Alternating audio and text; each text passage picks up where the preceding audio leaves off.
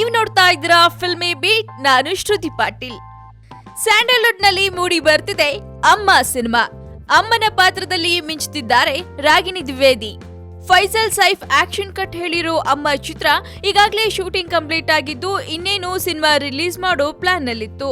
ಹೀಗಿರುವಾಗಲೇ ಚಿತ್ರತಂಡ cinema release ಮಾಡೋ ಹಂತದಲ್ಲಿದ್ದಾಗಲೇ ಮತ್ತೆ ಅಮ್ಮ ಚಿತ್ರದ ಕ್ಲೈಮ್ಯಾಕ್ಸ್ ಬದಲಾವಣೆ ಮಾಡ್ತಿದ್ದಾರಂತೆ.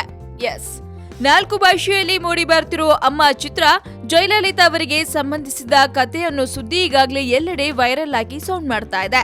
ಆದ್ರೆ ಇದು ನಿಜಕ್ಕೂ ಜಯಲಲಿತಾ ಅಮ್ಮವರ ಸ್ಟೋರಿನಾ, ಇಲ್ಲ ಚಿತ್ರದ ಪಬ್ಲಿಸಿಟಿಗಾಗಿ ಮಾಡ್ತಿರೋ ಗಿಮಿಕ್ ಅನ್ನೋದು ಚಿತ್ರ ತೆರೆ ಕಂಡ್ಮೇಲಷ್ಟೇ ಕಾದ್ ನೋಡ್ಬೇಕಾಗಿದೆ. ಇನ್ನು ಸ್ಯಾಂಡಲ್ವುಡ್ ನಲ್ಲಿ ಮತ್ತಷ್ಟು ಇಂಟ್ರೆಸ್ಟಿಂಗ್ ಸುದ್ದಿ ತಿಳ್ಕೊಳ್ಳೋ ಕುತೂಹಲ ನಿಮ್ಮಲ್ಲಿದ್ರೆ ಸಬ್ಸ್ಕ್ರೈಬ್ ಮಾಡಿ ಫಿಲ್ಮಿ ಬೀಟ್ ಕನ್ನಡ.